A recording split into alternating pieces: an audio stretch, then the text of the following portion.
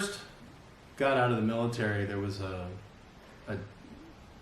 job shortage here and a real estate crash, and so it was a little bit difficult to find gainful employment. And it was about that time that I first started to look at becoming a priest. But when I applied, it was actually then that I got over the sticker shock of celibacy. But I was so financially in debt that I really wasn't free to apply because I wasn't working and I had all this debt from a piece of property that I owned. And so when they did the psychological evaluation, they were kind of like, well, gosh, is he just trying to escape his debt, or is there really a vocation? So they were like, not yet, not now. I was pretty devastated by that point. I mean, because you start thinking about the possibility of becoming a priest, and it's like, oh God, not me, because you want to be married. If you're called to be a priest, then God has given you the gifts, hopefully, that we assume that God's giving you the gifts that you need to be successful, and that once you're in it, it's going to be your heart's desire.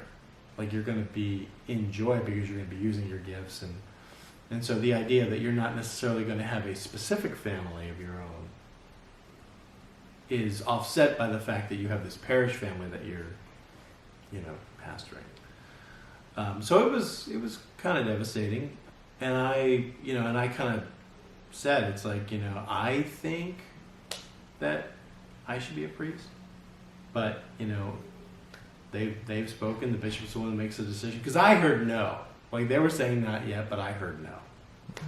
So I was like, okay, I did my due diligence as a young Catholic man. I looked at it, I applied, they turned me down. I'm gonna just pursue the marriage option. And didn't actually end up getting married.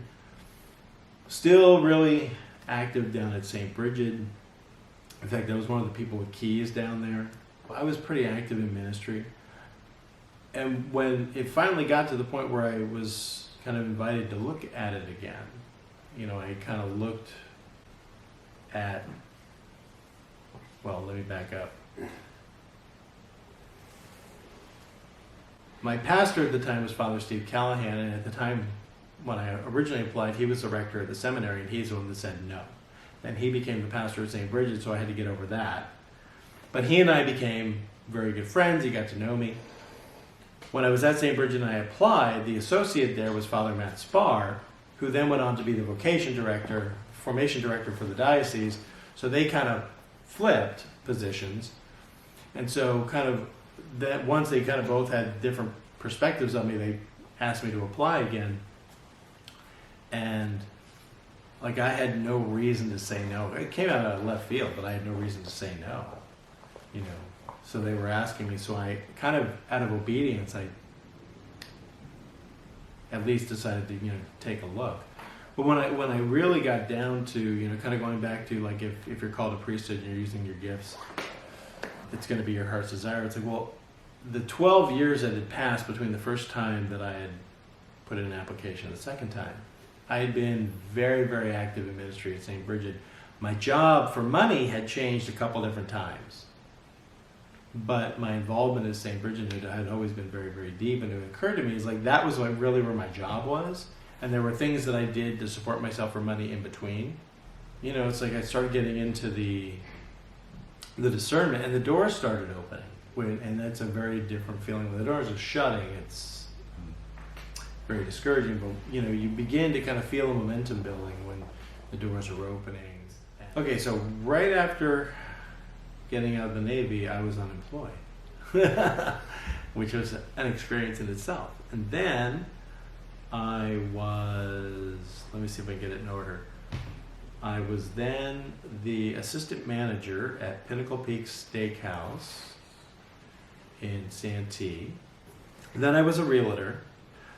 Then I thought that I would go back to school to become a therapist, a marriage family therapist. And it was kind of interesting because while I was doing that, I actually got involved in the field. I became a behavioral counselor for developmentally disabled adults.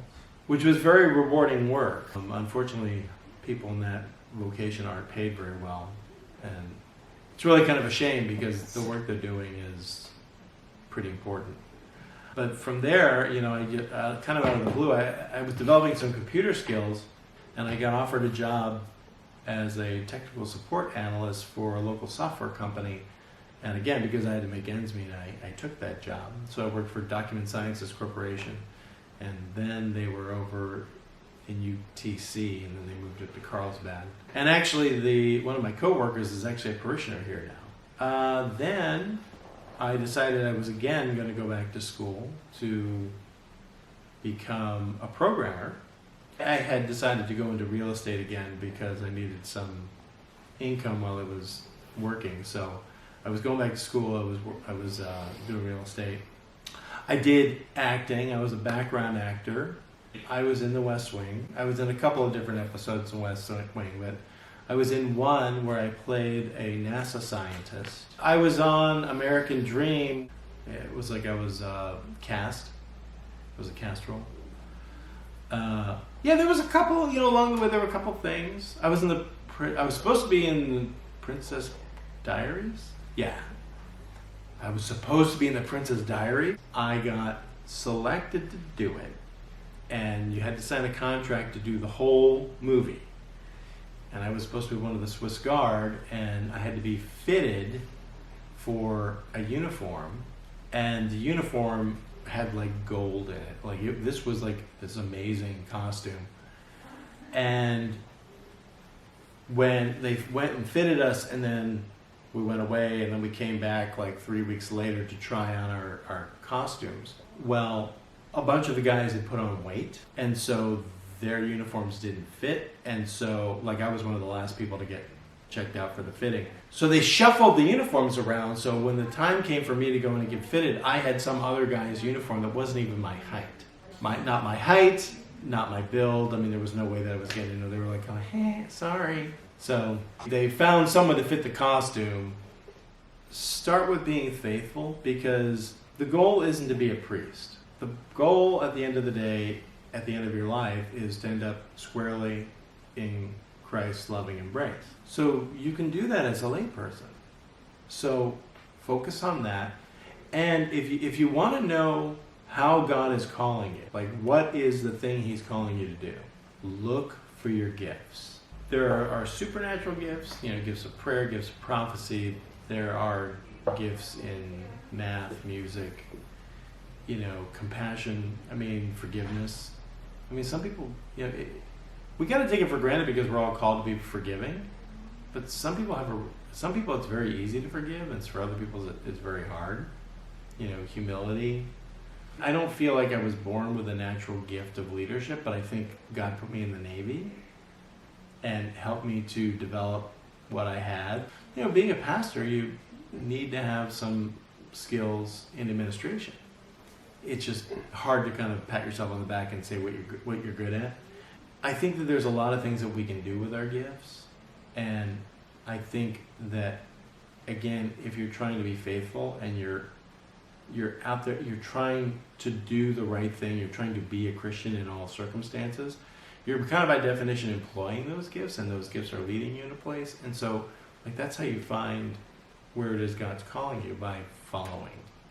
You kind of follow your gifts, follow the opportunities that God puts in front of you. I know priests that have had, like, you know, the St. Paul being knocked off the horse thing. And I would definitely say that my own vocation story, I didn't go into all the details.